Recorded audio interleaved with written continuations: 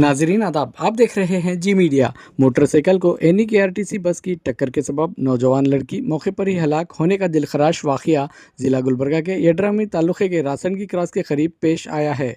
बताया गया है कि महलूक लड़की की 20 साला भूमिका हंगरगा की हैसियत से शनाख्त कर ली गई है।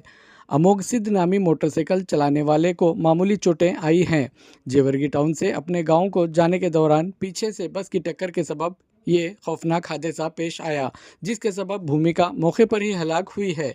जेवर्गी पुलिस स्टेशन में मामला दर्ज कर लिया गया है। मजीद तहकीकात जारी है। आइए देखते हैं जी मीडिया की एक report. Zee Media Gulbarga. Manur Multi-Speciality Hospital, most advanced trauma care center in Kalburgi. Wings Academy, helping students to reach their potential. Educational solution for all at one spot. Opposite Amar Function Hall, MSK Mill, Ring Road, Kalburgi.